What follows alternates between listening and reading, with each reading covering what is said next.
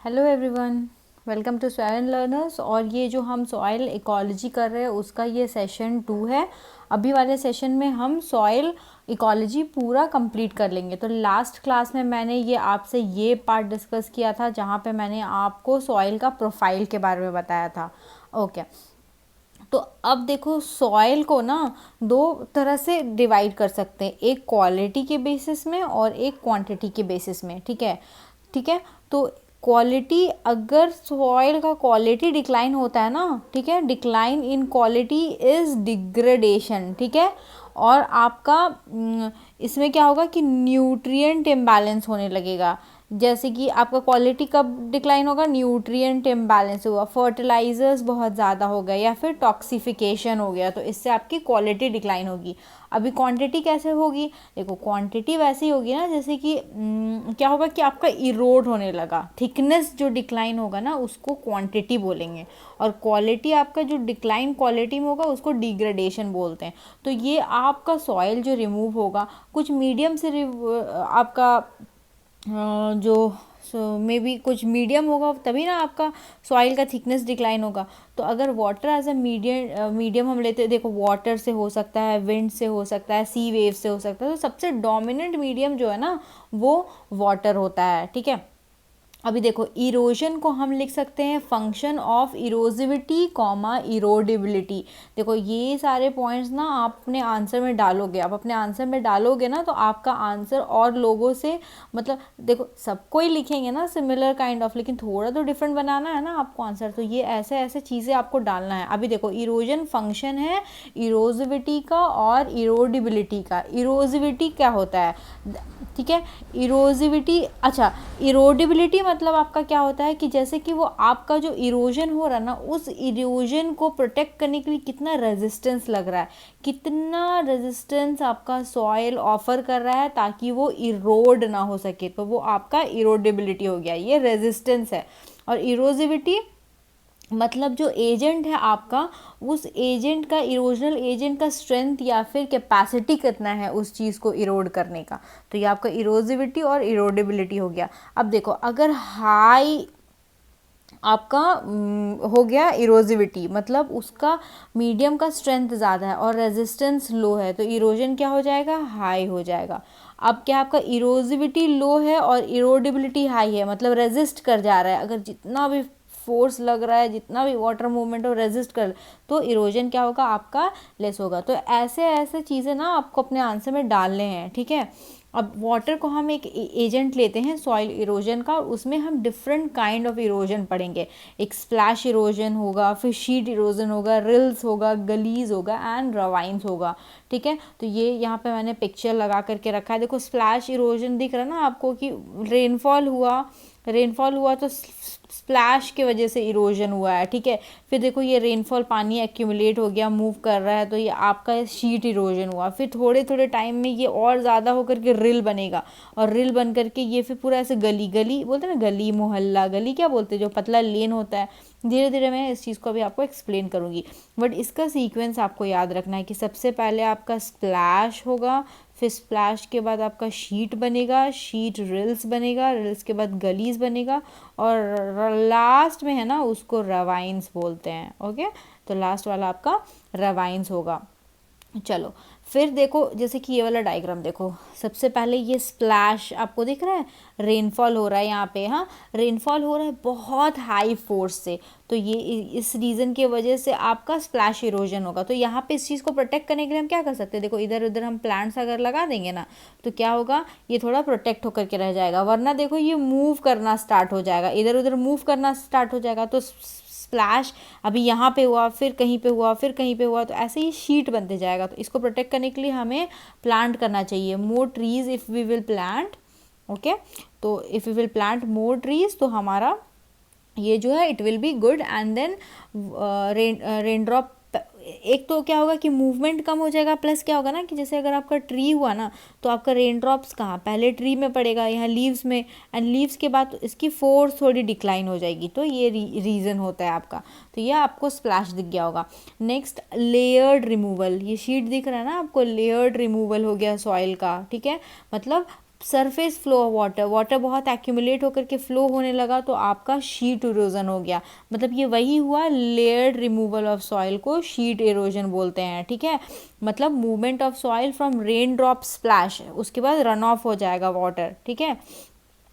उसके बाद जो नेक्स्ट आपका क्या होगा, अब तो शीट हो गया, शीट अब आपका रिल्स का फॉर्म ले लेगा। अच्छा, अगर आपको सेम चीज़, अगर आपको शीट को भी बचाना है तो आप उसके लिए क्या करेगा, फॉरेस्ट्री, प्लांटेशन, फॉरेस्ट्री, आप ये सब चीज़ करिएगा, ठीक है।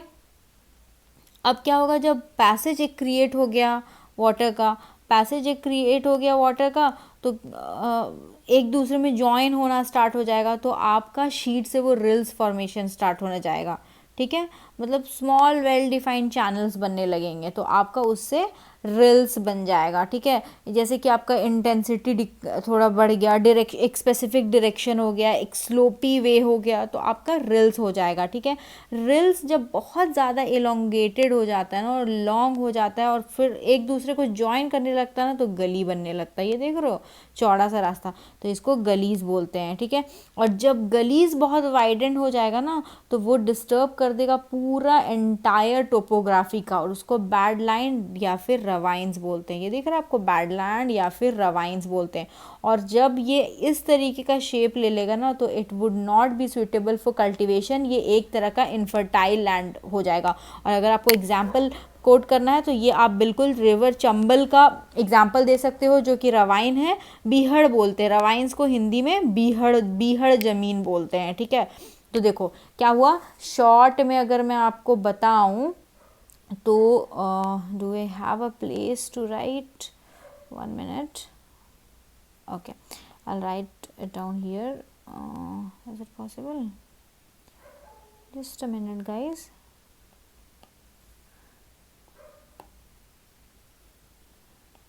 why I can't write it over here,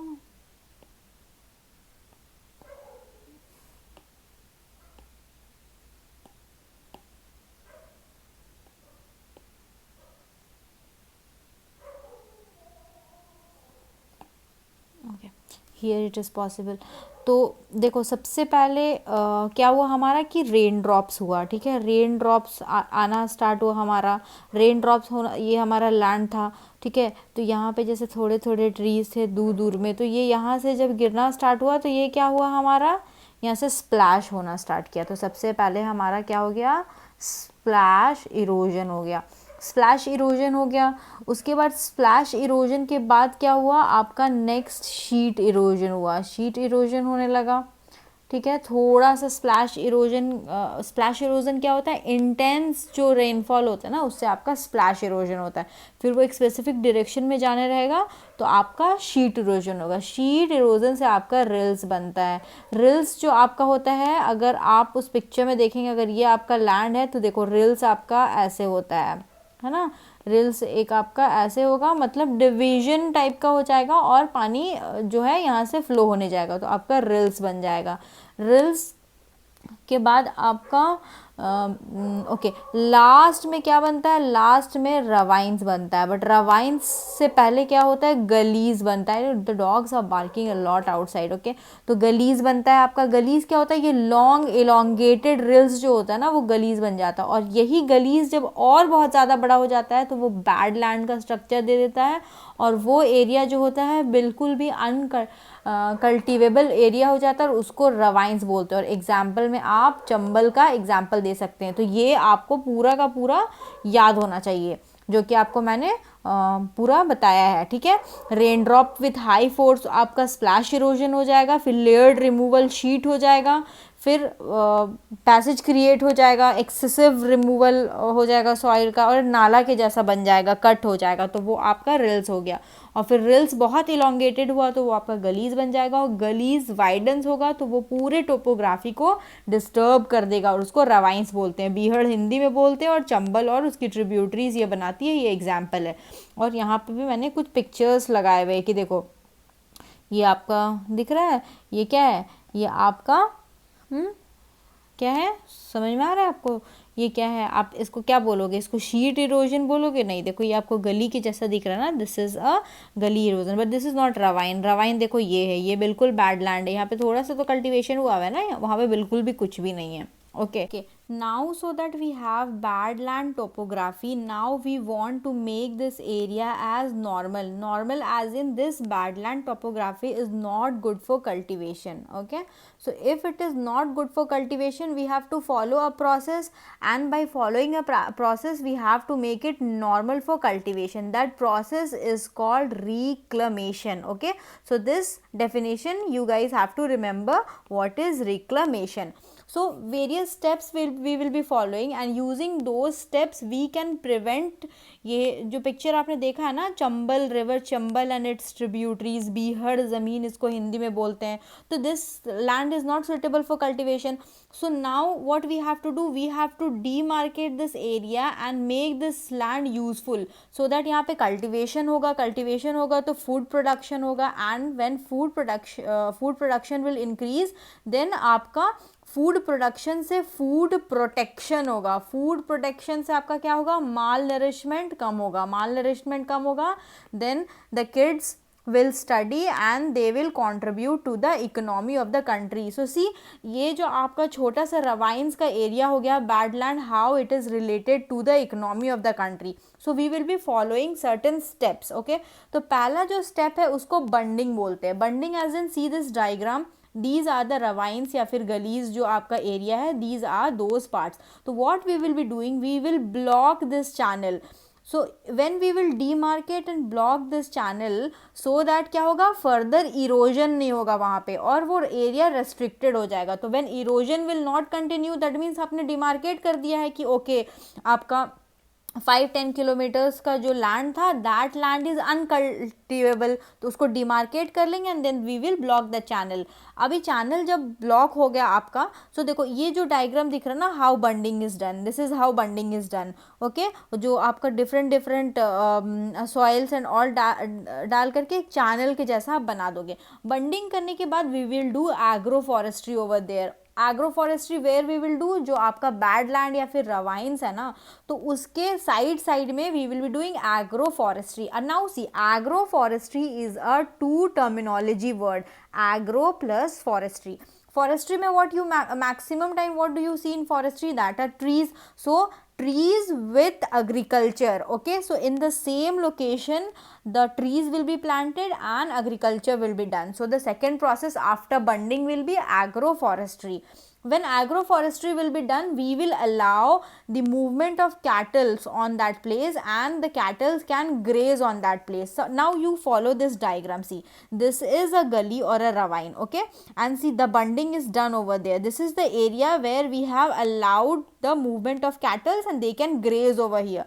When the cattle will graze over this part, now what will happen, the soil will become loose, and when the soil will become loose, then this will help the area to become uniform. How, इसमें क्या होगा कि ये जब area loose होगा ना, तो soil will start shifting हो जाएगा, तो ये इनफिलिंग होने लगेगा गलीज का. तो देखो मूवमेंट ऑफ कैटल आपका किस तरह से इस प्रोसेस में हेल्प कर रहा है. तो each and every point you have to remember and make sure this is in your answer sheet. And if you want to make your notes and write down, it's okay, you can do that. Otherwise the PDF I will be PDFs will be provided in the Telegram channel. You can use my notes also, but like if it is difficult to follow my handwriting, you can write it down in your own handwriting and make your notes. Okay, so grazing and movement हो गया. सबसे पहले we'll do bunding and then agroforestry, then grazing and movement of cattle.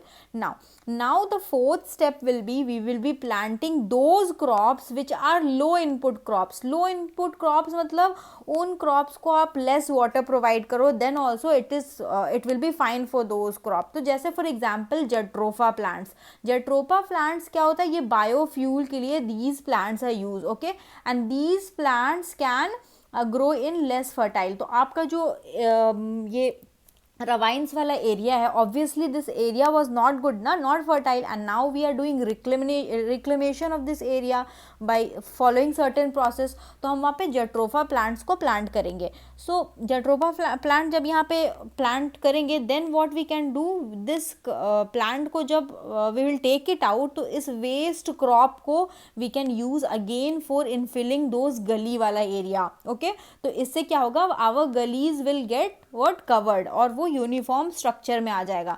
अब जब हम mulching, इस process को mulching बोलते हैं। So when we will be doing mulching, just hold on 1 second. Okay yeah, so इस प्रोसेस को मल्चिंग बोलते हैं। मल्चिंग मीन्स क्या होगा कि आपका जो वेस्ट प्लांट है ना, वेस्ट प्लांट को हम गलीज को इनफिल करने के लिए यूज करेंगे। ओके, अब क्या होगा, जब वो प्लांट्स डिकम्पोज हो जाएगा ना, then it will increase the humus content, and obviously humus content is good for the fertility. देखो, now by following these steps we are in the process of reclaiming the bad land to a good fertile land। ठीक है, mulching करना start किए। ठीक है, अब यहाँ पे एक कंसेप्ट आता है स्टबल मल्चिंग का। देखो, stubble burning is a different concept, stubble mulching is a different concept. Stubble burning में देखो वो होता है जो दिल्ली एनसीआर, आपका हरियाणा, पंजाब, गुरुग्राम वाला जो एरिया होता है ना, इन एरिया में जो farmers they will be burning the crop residues ना, क्रॉप्स का जो उनका वेस्ट क्रॉप्स होता है उनको वो बर्न करेंगे, तो उससे क्या होता है, पॉल्यूशन होता है। That is stubble burning, this is stubble mulching. Stubble mulching में आपका क्या होगा कि those things only will be inserted in the ravines areas. Okay, तो वो आपका स्टबल मल्चिंग हो जाएगा। स्टबल मल्चिंग, उसके बाद फिर हम लास्ट स्टेप में प्लविंग करेंगे एंड कल्टीवेशन करेंगे मेन क्रॉप का। ये बहुत सिंपल से प्रोसेस में मैंने आपको ये सारा चीज़ स्टेप बाय स्टेप समझा दिया है कि हम बंडिंग करेंगे, agro forestry, movement of cattles, फिर जेट्रोफा प्लांट्स, जैसे ये नाम याद रखना है आपको जेट्रोफा का। Okay, then we are doing mulching and ploughing and cultivation of the main crops can also be done. Okay, oh 1 minute, my battery is getting low, so I'll put it on charge.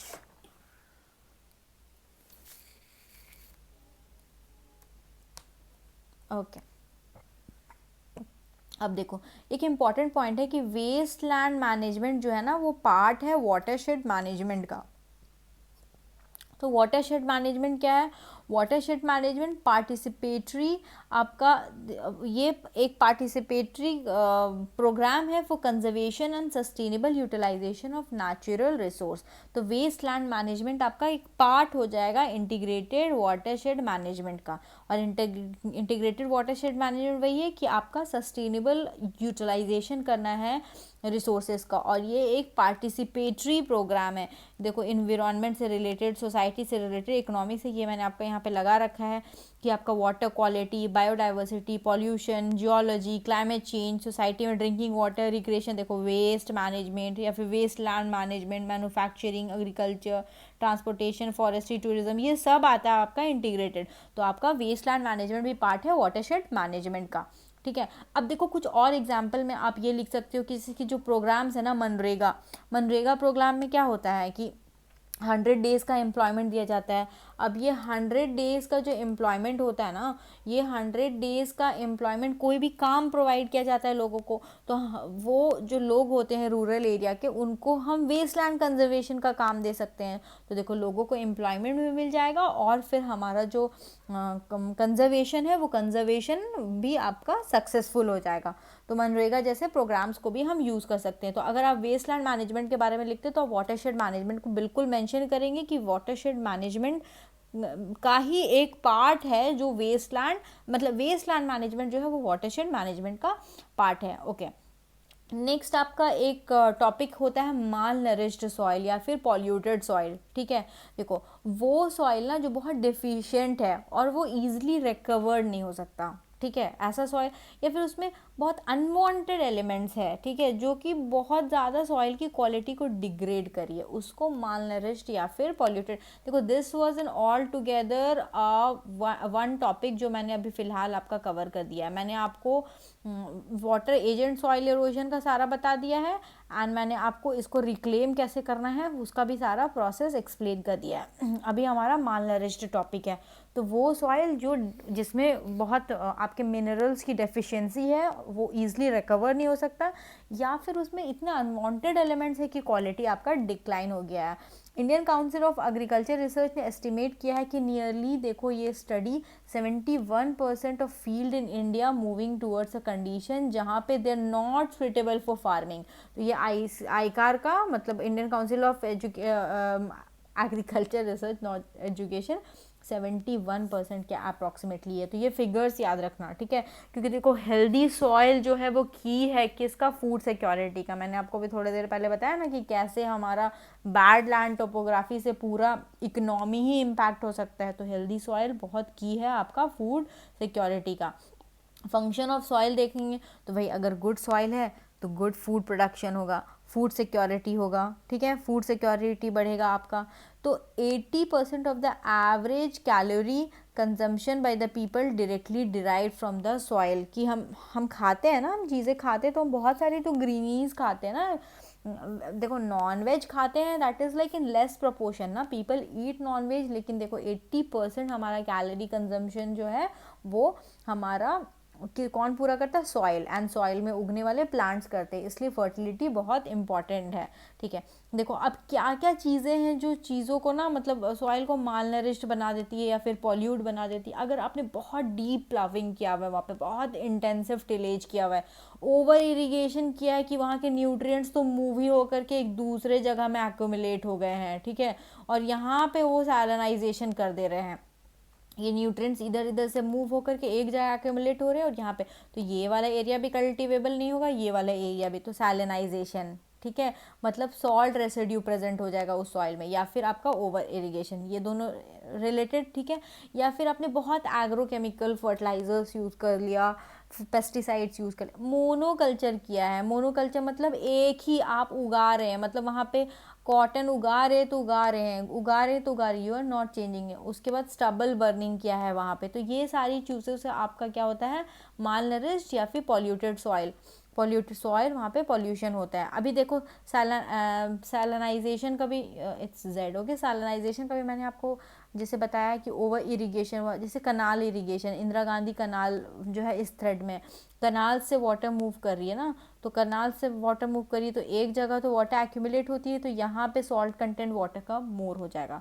तो irrigation का भी मैंने वही example दिया, irrigation हो रहा है, ये स्लोपी है, पानी आपका यहाँ पे एक्यूमुलेट हो जा रहा है, तो ओवर इरिगेशन मतलब यहाँ से आपका न्यूट्रिएंट्स खींच के इधर आ रहा है और यहाँ पे सैलिनिटी बढ़ जा रहा है।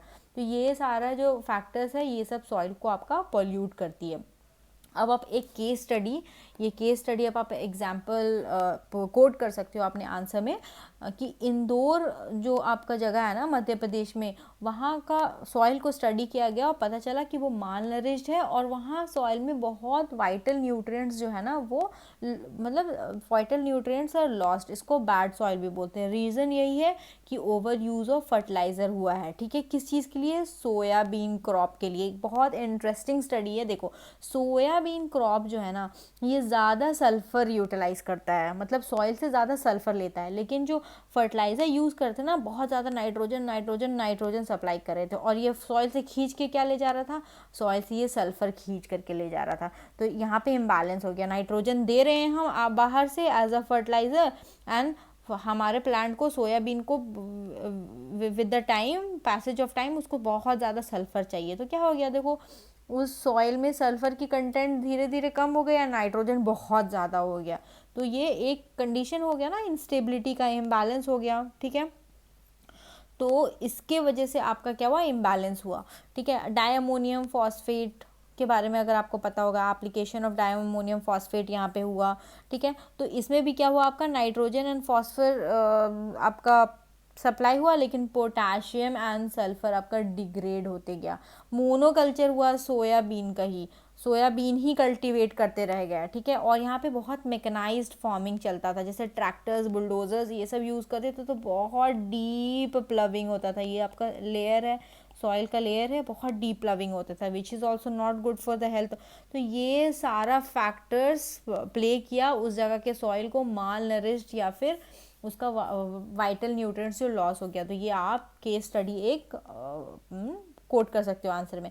अब देखो वहाँ का सॉइल पूरा ख़राब हो गया, उस वक्त हमने ना पूरे एरिया का ही पढ़ा था वेस्ट लैंड मैनेजमेंट, ये अभी हम सॉइल के बारे में पढ़ रहे हैं कि सॉइल ख़राब हुआ है। तो अभी उस सॉइल को भी कंजर्व करने का कुछ मेथड होगा ना, तो उस मेथड को हम देखेंगे, method of conservation and management of soil. ठीक है, तो सबसे पहले वहाँ पे सोयाबीन लगा रहे थे ना, आप क्रॉप रोटेशन करो, लेग्यूमिनस क्रॉप्स लगाओ। ठीक है, ताकि वहाँ पे बायोलॉजिकल फिक्सेशन ऑफ नाइट्रोजन हो। ठीक है, जैसे कि एग्जांपल कॉटन के साथ आप ग्राम लगाओ, पहले कॉटन फिर ग्राम। ठीक है, इससे क्या होगा, न्यूट्रिएंट बैलेंस होगा। कॉटन कुछ और न्यूट्रिएंट्स लेकर के जाएगा, ग्राम कुछ और न्यूट्रिएंट्स को लेकर के जाएगा। और जैसे कि आप सोयाबीन लगा रहे हो तो वो बार बार सल्फर ही लेकर के जा रहा है। ठीक है, फिर मिक्स्ड क्रॉपिंग कर सकते हैं। देखो क्रॉप रोटेशन में तो at one time one crop होगा, मिक्स्ड क्रॉपिंग में क्या होगा कि जैसे कि ये हमारा कॉटन है, ये हमारा ग्राम है, कॉटन है ग्राम है। ठीक है, तो हम मिक्स्ड क्रॉपिंग करेंगे, और मिक्स्ड क्रॉपिंग में ना हम डिफरेंट कैटेगरी ऑफ क्रॉप्स करेंगे।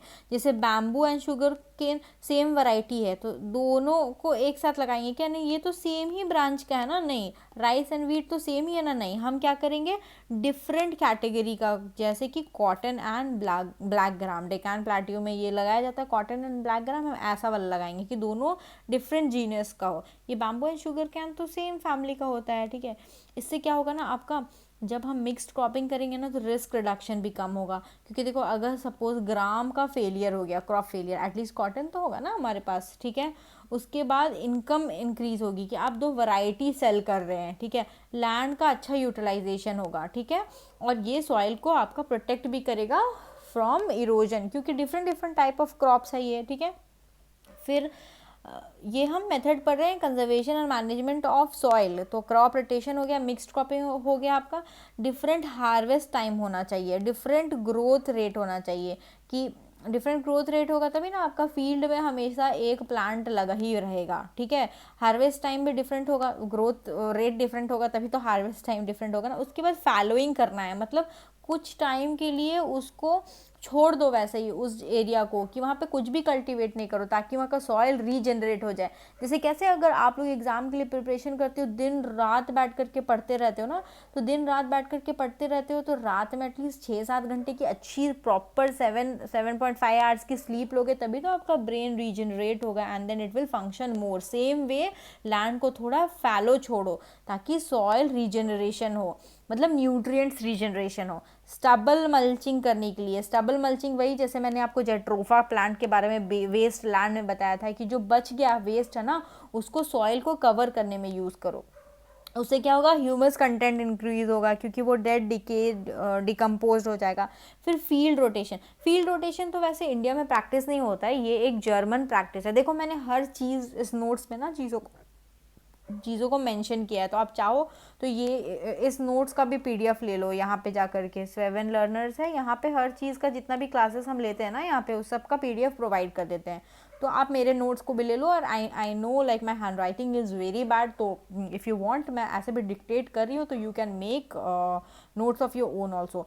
तो फील्ड रोटेशन, जैसे कि देखो ये फील्ड को ना 3rd पार्ट में डिवाइड, 3 पार्ट में, 1/3 पार्ट में आप मेन क्रॉप लगाओ, 1/3 पार्ट में फॉर्डर, और 1/3 में आप फैलो छोड़ दो, उसको खाली छोड़ दो। कुछ दिन के बाद मेन क्रॉप को यहाँ पे मूव करो, फॉर्डर को फैलो में मूव करो, और फैलो को यहाँ पे मूव करो। तो इससे भी क्रॉप रोटेशन से भी क्या होगा, आपका सॉइल की जो सस्टेनेबिलिटी है ना वो बढ़ती रहेगी। And last but not the least agro forestry, जो इस मेथड को भी हमने वेस्टलैंड मैनेजमेंट में यूज़ किया था, कि आप जो है साइड में ट्रीज़ लगा दो। जैसे ये आपका लैंड हो गया, तो हम एग्रो फॉरेस्ट्री कर रहे हैं, मतलब साइड में ट्रीज़ लगा रहे हैं। तो इससे भी हमारा सॉइल हेल्थ बरकरार रहेगा, वो सॉइल पानी जो है ना वो सॉइल को लेकर के इधर उधर नहीं चला जाएगा, तो न्यूट्रिएंट्स मैनेज्ड रहेंगे। तो देखो दोस्तों, A to Z पॉइंट्स जो है रिगार्डिंग सॉइल मैंने यहाँ पे कंप्लीट कर दिया है, मेंस को पॉइंट ऑफ व्यू में ले करके। तो बिल्कुल इस चीज़ को बार बार रिवाइज करो, so you will be able to write the answer. अगर अब भी आपको ये क्वेश्चन दिया जाए ना, जैसे कि ये क्वेश्चन मैंने लिखा था उस वक्त, yesterday I okay, process of soil erosion and degradation. तो प्रोसेस ऑफ सॉइल इरोजन तो मैंने आपको बता दिया ना, सॉइल इरोजन का देखो कितना सारा शीट, गलीज, रवाइंस एंड चंबल का एग्जाम्पल दे दोगे।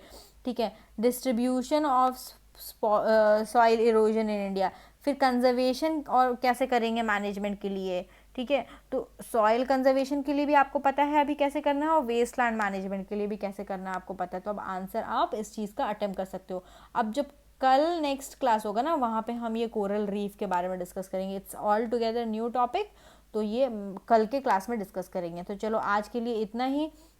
अब आपको thank you. Okay, thank you. और प्लीज़ यार लाइक शेयर और सब्सक्राइब कर दो चैनल को, otherwise this will become this, I become this. Like share and subscribe करो, इतना मेहनत से हम आप लोगों के लिए अपलोड कर रहे हैं ये चीज़ें, तो हम हमारे लिए भी ये थोड़ा सा अच्छा होगा। बाय बाय दोस्तों, हैव अ गुड डे।